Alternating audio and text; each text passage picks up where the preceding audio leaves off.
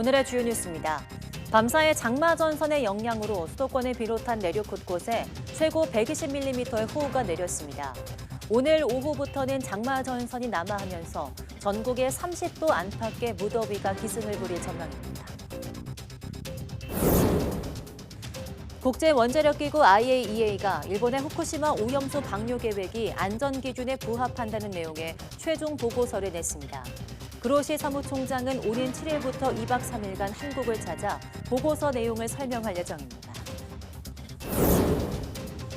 오염수 관련 IAEA 보고서에 대해 미국은 국제 안전 기준에 따라 공정하게 이루어진 평가라며 일본의 방류 계획을 지지했습니다. 반대로 중국은 IAEA 보고서가 일본의 오염수 방류 정당성을 증명할 수 없다고 지적했습니다. 마약 사범의 연령대가 점점 낮아져 지난해엔 마약 사범 10명 가운데 6명이 30대 이하인 것으로 확인됐습니다. 마약류 압수량도 4년 새 2배 가까이 증가했는데 특히 신종 합성 마약, 야바의 압수량이 18배 넘게 폭증했습니다.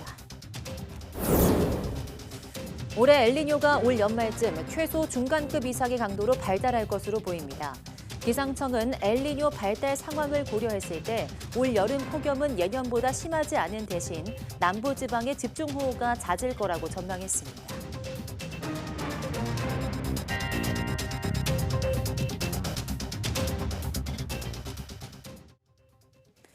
여러분 안녕하십니까? 7월 5일 사이언스 투데이 시작합니다. 전국에 많은 비가 내린 가운데 빗길에 미끄러진 화물차가 승용차와 중앙분리대를 들이받는 등 교통사고가 잇따랐습니다. 공원 담장이 무너지고 아파트의 전기 공급이 끊기는 등 많은 비에 크고 작은 사고도 이어졌습니다. 김철희 기자입니다. 멈춰선 화물차에서 검은 연기가 쉴 새 없이 뿜어져 나옵니다. 도로 곳곳에 옮겨 붙은 불로 주변은 온통 붉은 빛으로 이글거립니다. 경기 평택시 국도를 달리던 화물차가 앞서가던 승용차와 중앙 분리대를 잇따라 들이받는 사고가 난 건 어제 저녁 6시 20분쯤. 승용차 동승자가 경상을 입은 가운데 경찰은 화물차가 빗길에 미끄러지며 사고가 난 것으로 보고 운전자 등을 상대로 사고 원인을 조사하고 있습니다. 지금 저 빗길에 일단 미끄럽다고 봐야죠. 차량을 충격하고 지금 가대를 미끄러지면서 이제 가대를 박은 거예요.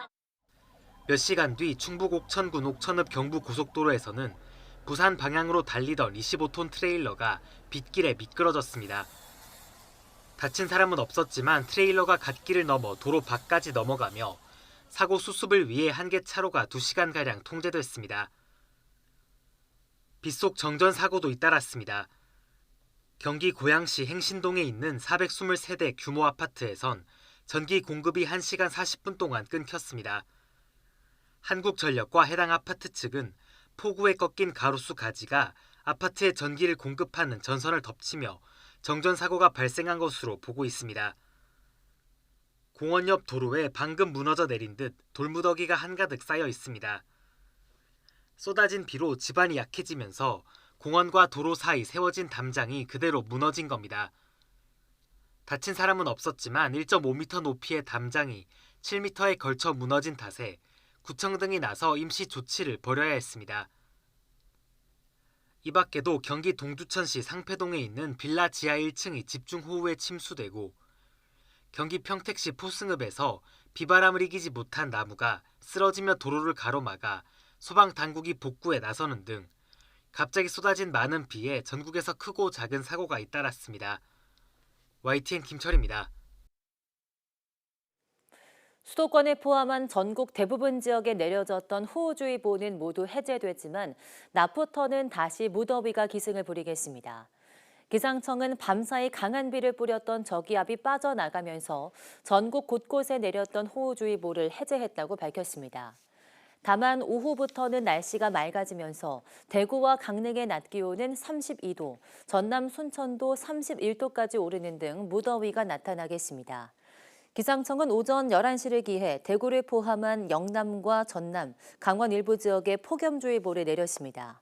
폭염주의보는 체감기온이 33도를 넘는 날이 이틀 이상 이어질 것으로 예상할 때 내려집니다. 엘니뇨가 올 연말쯤 중간급 이상의 강도로 발달할 것이라는 전망이 나왔습니다.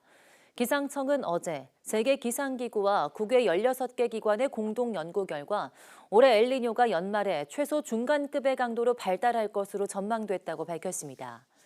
중간급 이상으로 발달한 엘니뇨는 그동안 19차례 있었고 그 상황에서 우리나라는 여름철 기온이 평년과 비슷하거나 조금 낮은 경향을 보였습니다.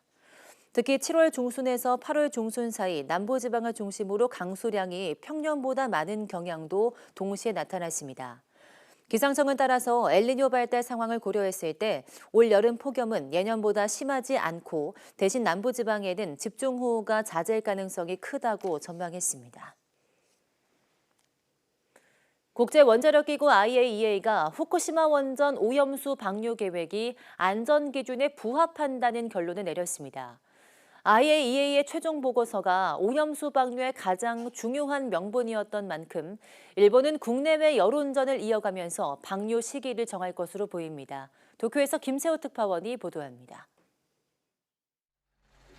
라파엘 그로시 IAEA 사무총장이 기시다 후미오 일본 총리에게 후쿠시마 오염수 방류 계획을 평가한 최종 보고서를 전달합니다.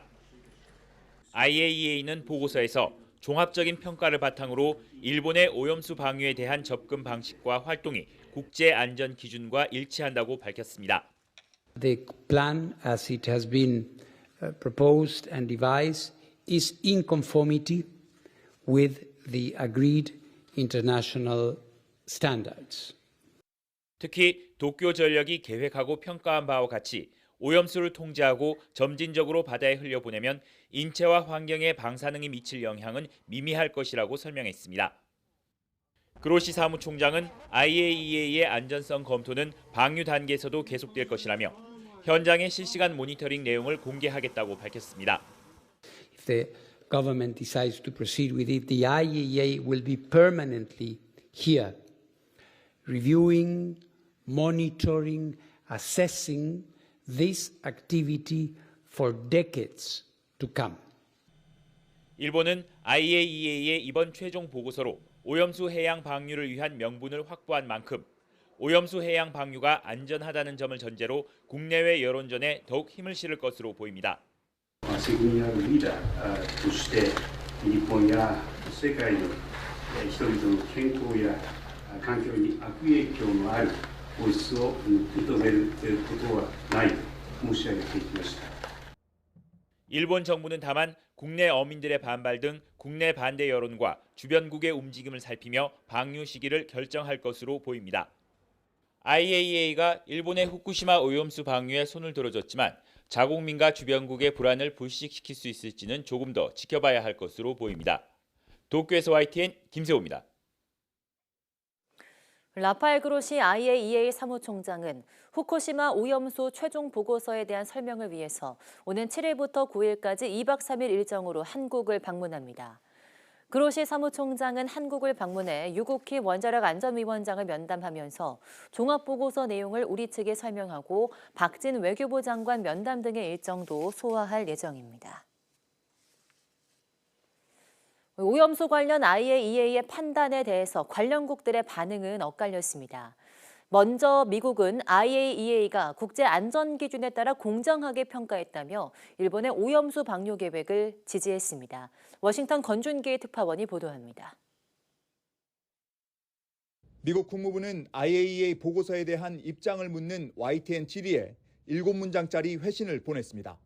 국무부 대변인은 일본이 2011년 원전 사고 여파를 투명하고 공개적으로 관리해왔다며 후쿠시마 처리수 방류 여부는 과학적 근거에 따라야 한다고 밝혔습니다. 그러면서 일본은 국제원자력기구와 적극적으로 협력해 과학에 기반한 투명한 절차를 진행하고 있다고 평가했습니다. 일본 방류 계획을 투명하고 과학적으로 검증된 것으로 판단하며 지지 입장을 표명한 겁니다. 미 국무부는 IAEA 전문가 태스크포스가 공정하고 사실에 입각한 방식으로 평가 보고하기 위해 노력해온 점에 감사를 표한다고 밝혔습니다. IAEA 최종 보고서가 전 세계적으로 통용되는 안전기준에 따른 것이란 점도 강조했습니다.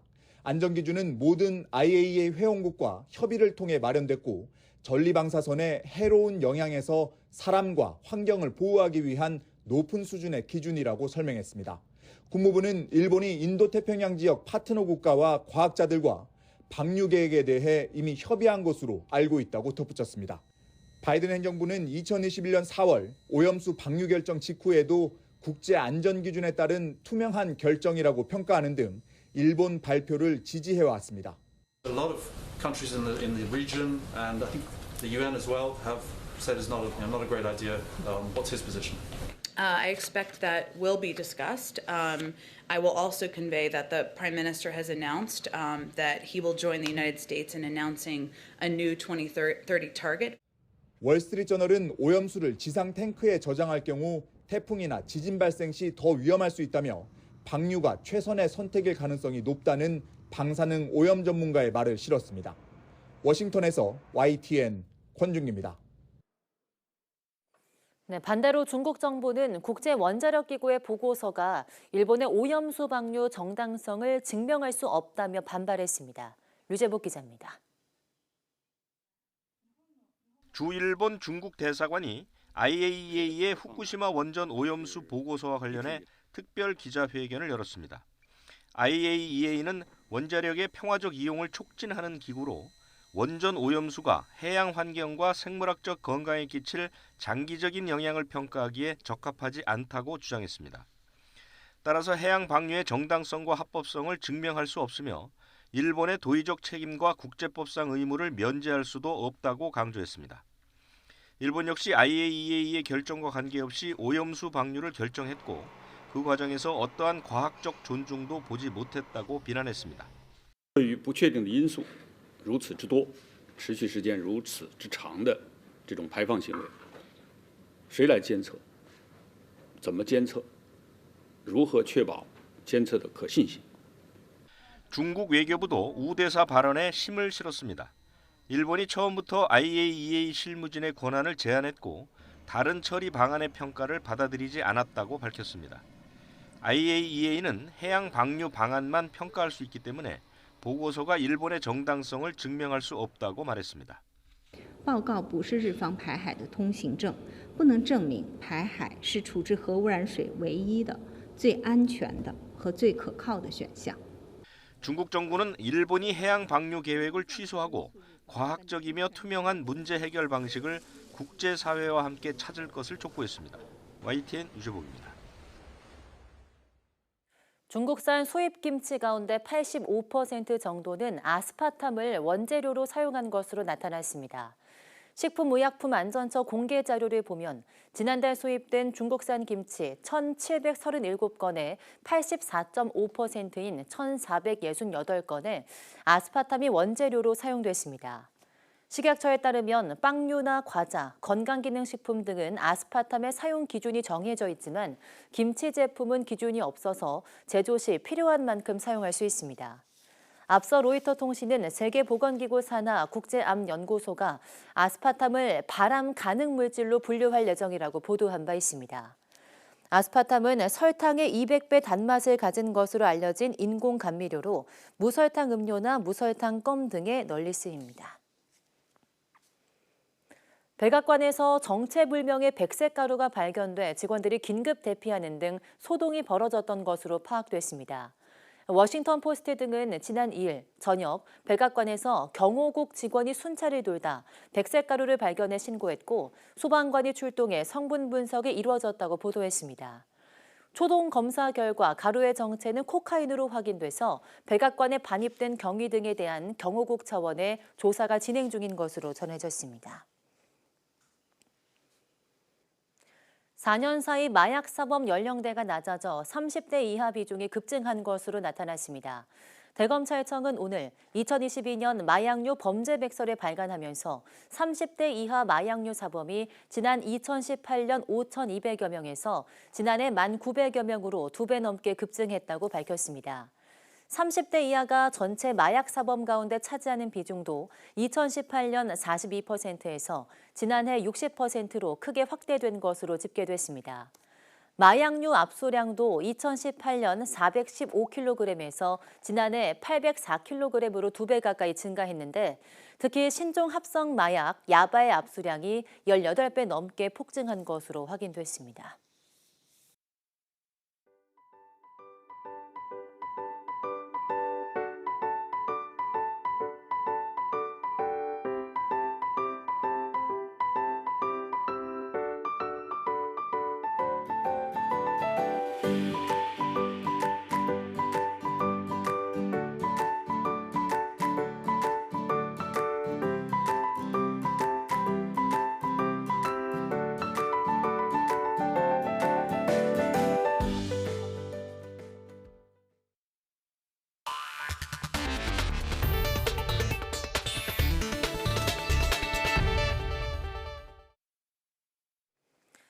인공지능 기술이 눈부시게 발달하면서 인간의 활동으로 여겨졌던 음악 분야에도 진출해서 놀라운 성과를 보여주고 있습니다. 잘만 활용하면 창조적인 성과를 내는 데 도움을 받을 수 있지만 저작권 침해나 범죄 등 풀어야 할 숙제도 만만치 않습니다. 양희력 기자입니다. mp3 음원 파일을 사이트에 올렸더니 순식간에 악보로 변해 눈앞에 펼쳐집니다. 버튼 한번 누르자 익숙했던 발라드 곡이 모차르트풍 클래식으로 바뀝니다.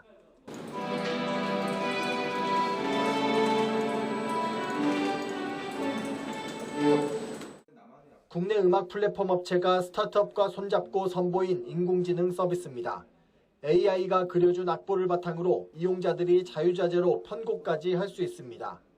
전문가의 영역으로 느껴졌던 편곡의 진입장벽을 낮춰 창작의 즐거움을 선사하겠다는 취지입니다. 다만 저작권에 대해서 강화된 장치를 뒀습니다. 크리에이터들이 편집을 한 그 파일들을 저희 지닐이라 서버에서만 보관되도록 했습니다. 만약 이게 빠져나가서 시중에 유통되면 그 보호장치가 발현되지 않기 때문에 보호장치를 강조한 건 AI 기술로 인한 음악 저작권 문제가 최근 화두로 떠올랐기 때문입니다.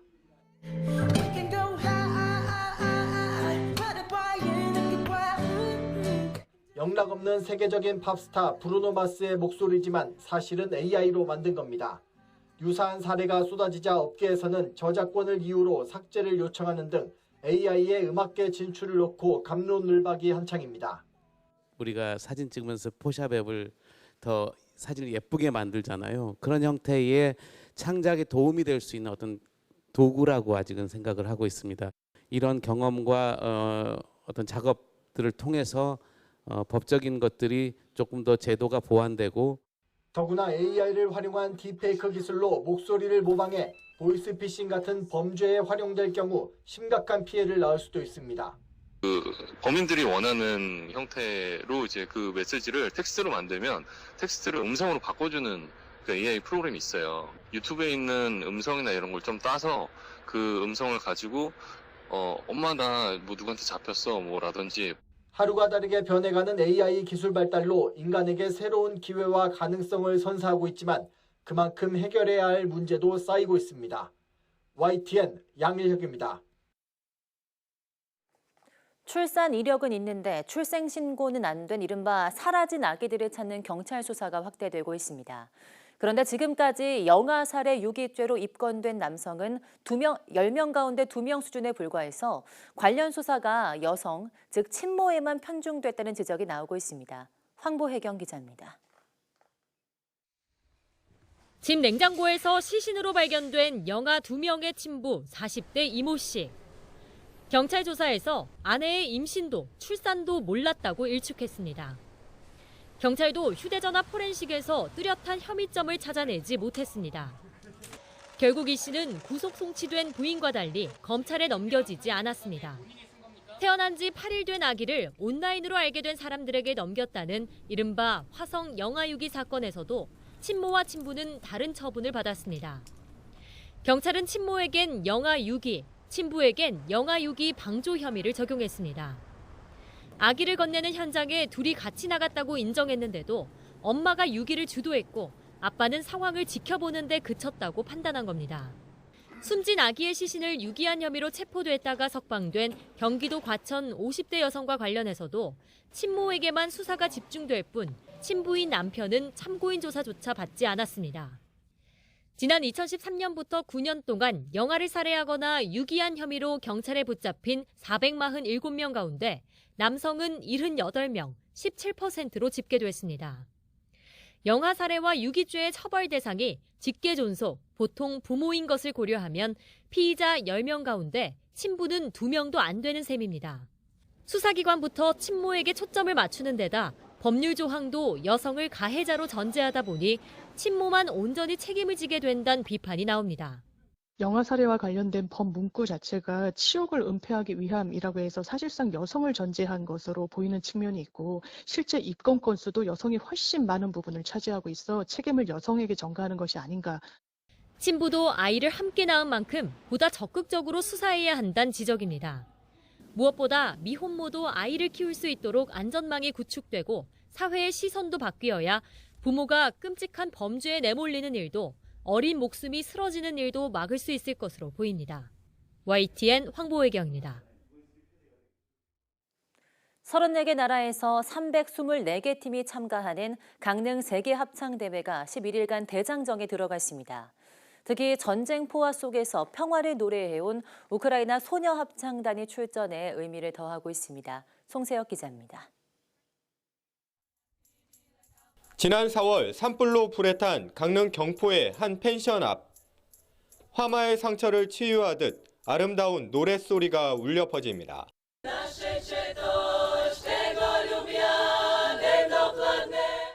전쟁 상황으로 우여곡절 끝에 강릉 세계 합창 대회에 참가한 우크라이나 보그닉 소녀 합창단입니다. 일상이 된 폭격과 공습 경보음 속에서도 연습해온 합창. 산불 이재민들을 위로하기 위해 특별 공연을 선사한 겁니다. Все буде добре. Ми це знаємо на своїй власній досвіду. 강릉 세계 합창 대회에는 우크라이나 소녀 합창단을 비롯해 34개 나라에서 324개 팀, 8천여 명이 참가했습니다.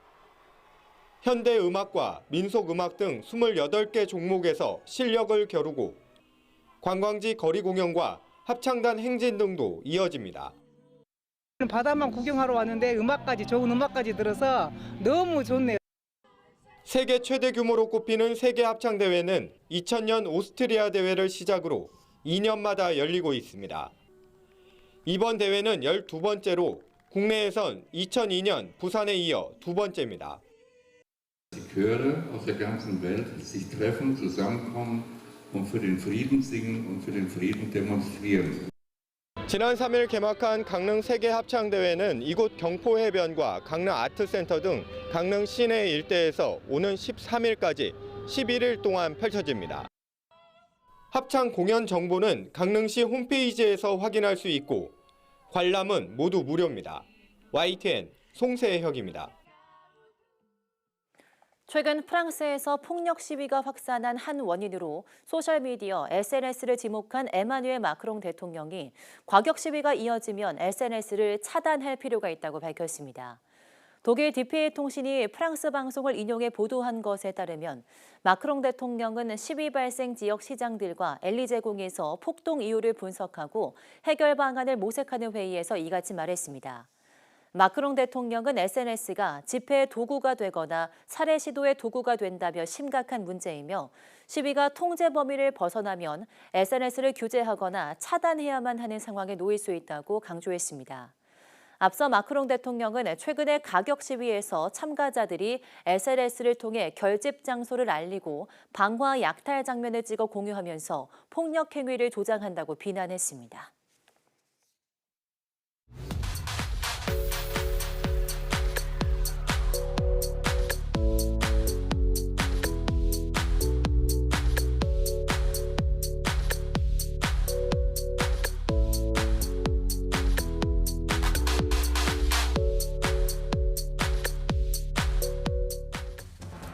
네, 오늘부터 매주 수요일 오후 사이언스 투데이에서는 동물들의 생태와 행동 속에 숨겨진 재미있는 과학 이야기들을 전해드립니다.